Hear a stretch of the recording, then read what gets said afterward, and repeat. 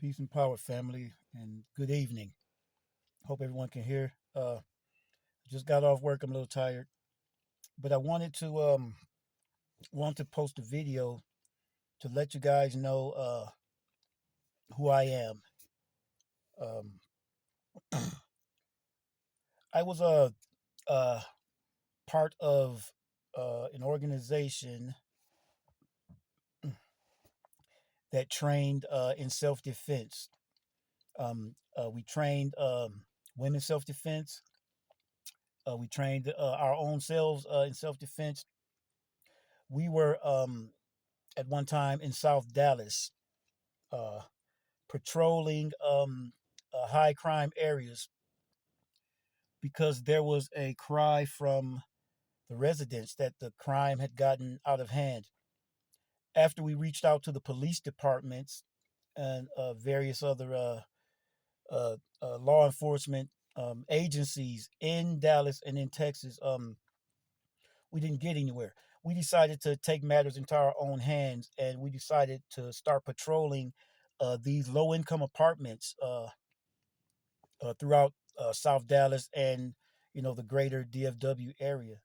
Uh, I won't name the organizations. They're still thriving. They're still doing what they're doing.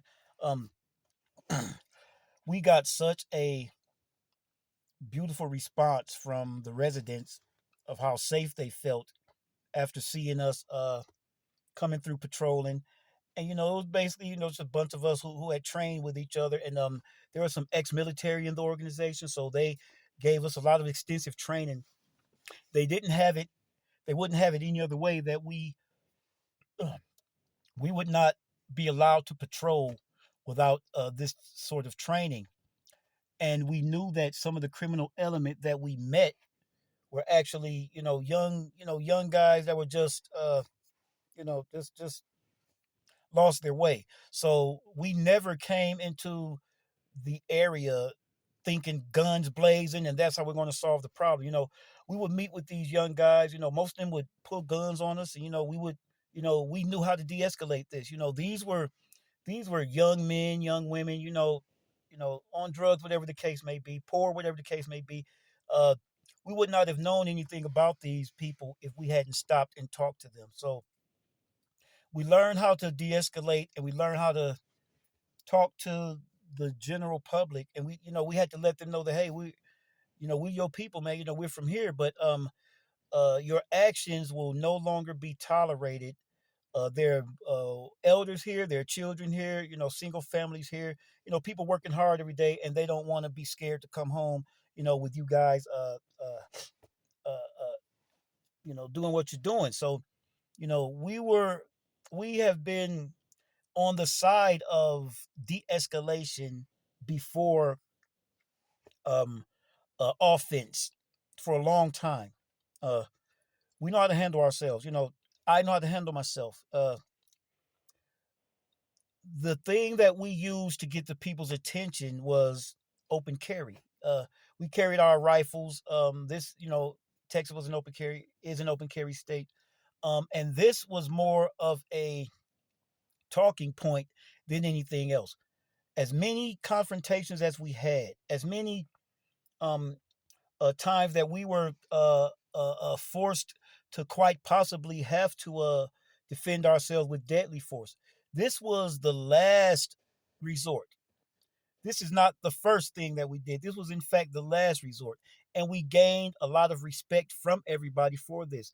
There were gang members that no longer wanted, to be part of what they were doing. They wanted to be part of what we had going because we showed them respect. We showed them what a respectable man looks like in the neighborhood, and we told them what they were doing was disrespectful. I moved to Colorado in about 2009 or 2010 in Denver, in the area called the Five Points. There, uh, I moved here single. I fought hard to get to get full custody of my children. I eventually got that full custody. I fought hard. Eventually got it, and I want to start me a beautiful life out there. I want to give my kids a chance. in a better education system, in a better environment.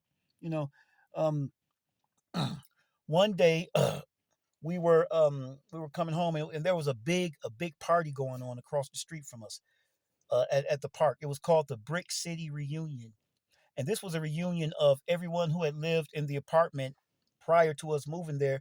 And at the time, the apartments were they were demolished and uh, um, uh, remodeled. And all the people that lost their homes there during the remodeling and all that, they decided to meet every year at this park. And let me tell you, this was a beautiful, beautiful, beautiful occasion. There were children playing, man. There's music going. There were Crips and Bloods, different gangs. They were actually on the basketball court playing ball. They were telling the kids, how the gang life was not for them and how they made the wrong decision. And, I mean, it was a beautiful thing. And it lasted all night until the police arrived.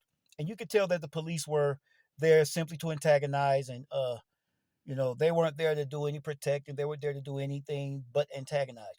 But the organization that ran this Brick City reunion, they were so organized. They even had a crew of people that walked around every half an hour picking up trash, and they made sure there was a little drinking going on. Possibly they made sure the guys didn't have too much to drink.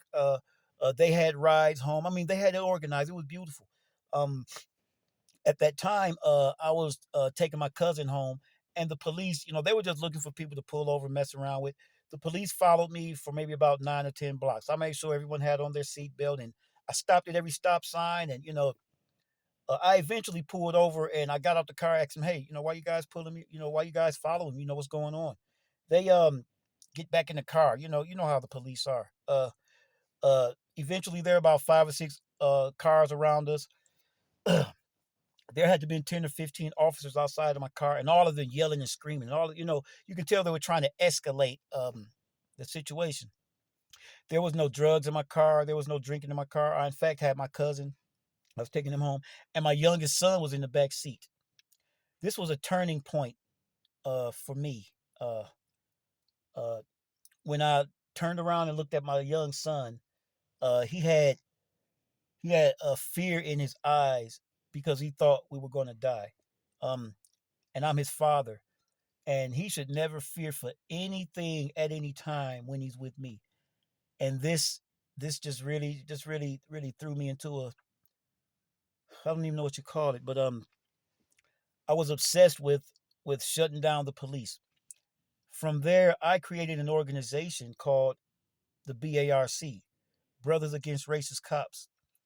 And every weekend, I would protest at the park. I would protest at the police station, the one on I think it's the 16th precinct on Colfax. I would protest there every weekend, every other weekend, every week. Um, mostly it was for me. It was to my mentality was really messed up at the time because of that. Yeah. So I created that organization. I just want to tell you guys all that to let you know the type of person that you're dealing with. I'm tenacious. I don't give up, and if I feel like I'm being wronged, I'm going to fight. Period. I don't care who I'm fighting. I don't care how long the fight takes. That's just the person that you're dealing with. I just want to give you guys that little short, very short thing because I have quite an extensive history dealing with injustice and helping the helpless. The voice for the voiceless. The dog that you let out of the yard when you're tired of telling people to to leave you alone. That's pretty much me. That's what I've always been my whole life. Brings us to this point. When I moved out here to this place in the flats, San Luis. Um, I started out with an idea of just moving out here. I'm gonna build me a quiet life. I'm gonna start building tiny homes. Use my expertise, build some tiny homes, make them solar. I'm gonna start selling them. Live a peaceful life. On my land. Watch my animals grow. I mean, watch my animals run. Watch my food grow. Watch my grandbaby. Uh, on the way out here, uh, I left Denver with a borrowed truck that I'm in right now, and I got to get this brother's truck back. It's not mine. I got to get it back, but he let me borrow his truck. I left there with his borrowed truck and a fully gutted 1973 Mini Winnebago that's sitting there right now. Um, and I had my fiance with me at the time and my oldest boy, and I let them know my dream, and they believed in my dream. That's why they came out here with me. After two flat tires and spending 2 nights at a truck stop in Pueblo, we finally made it out here. When I climbed this hill and made it up to my spot, and when I saw my container and the door swinging wide open, my heart just sank because I had put everything into my dream. And I let my wife, my fiance, know, hey, baby, just believe in me. Once we get here, when I build the first house, that's going to be enough money. We're going to build a few more houses. I'm going to, get my name out here going. I was robbed. I was cleaned out. Much the same story as everyone else out here. They've been robbed, victimized. Um, Reluctantly, I had to send my wife back to the city because I knew the struggle from there was going to be tough. I could struggle myself. That's no problem. I didn't want to have my wife out here struggling with me. My fiance, she didn't want to leave, but I had to. I didn't want her struggling out here with me. It was just before winter set in, and I couldn't see that, so I had to send her on back home, back to Denver, and she eventually got an apartment, and I was sending every nickel that I had to help pay the rent, do those things. It was very difficult out here. The transportation I'm in, sometimes it would work, sometimes it wouldn't. I was not able to hold a full job because my plan wasn't out here to come out here and get a job. It was to build, build tiny homes and, get on my feet and everything. Later, my oldest boy left, you know, and I was just out here stranded by myself. Stranded Landowner. That's my channel on YouTube, Stranded Landowner. And I documented some of the things that I went through. Not everything. It was just too tough. Uh anyway, that brings me to this point that okay, before that, I was sitting in this very truck and I'm just, pondering what I was going to do. Um in my rear view, I saw someone walking up the pathway. And I was going to get out and greet them, see what was going on, but I wanted to see what was happening. They walked right past the truck. They didn't see inside the truck. The guy walked right past the truck. He went to my Winnebago. He knocked on the door. My son was knocked out. He didn't wake up. From there, the guy went right to my container, started messing with the lock. And then his friend came over the rise on my left side. And the way they moved, I could tell they had been here before. I knew they were the ones that had robbed my place before. So I got my phone out and I videotaped, the entire confrontation. I videotaped me running them off, and that's on my channel as well. Stranded Landowner, uh, and that brought me to this point. Excuse me. That brought me to this point. I wanted to create something where we could fight back. I didn't want to accept the fact, a lot of the neighbors were telling me how they were robbed and they didn't know what to do. There was a young lady that stayed right around the corner from me. It was her and her two daughters. She was a single woman. She would call me from time to time, just to come ride by her house just to make sure everything was okay when she was at work. Sometimes she would call me like 2 or 3 in the morning. See, these guys were there harassing her. I would hop out of my bed, get in this cold ass car and ride around there, make sure she was okay. Uh, couldn't do it all the time. And eventually the harassment got to the point where she just couldn't take it. She eventually moved away from here. Um, so I wanted to try to put something together. I just didn't know what. I just didn't know how I would be able to help everybody. I'm one of those type of people. I want to save the world. That's me. All my friends, a lot of my family say, "Man, you can't save the world." Until until you prove to me that I cannot, I believe that I can save the world. Uh, I'm hard headed like that. Go figure. Um, I was a victim I refuse to be a victim anymore. I refuse to have anyone around me that I call my family or friends or even neighbors victims. One day I was at the Family Dollar here in town, and I ran into a couple of guys, and we were just talking, and we realized we were all going through the same thing. So I said, "Hey, I'll come check your house, man. You come check mine when I'm gone. Everything will work out like that." So we decided to do that. Uh, when I saw Brother Dudney's page, I put that on the page in the hopes that I could let everybody else know, hey, you guys can do the same thing that me and my neighbors are doing. Um, Turns out I got more than 300 plus responses, and a lot of people asking me, hey, can you come by my house? Hey, can you do this? Can you do that? So that prompted me to create what I've created, and I've done this for you. I've done this for me. I've done this for our community that doesn't have the representation.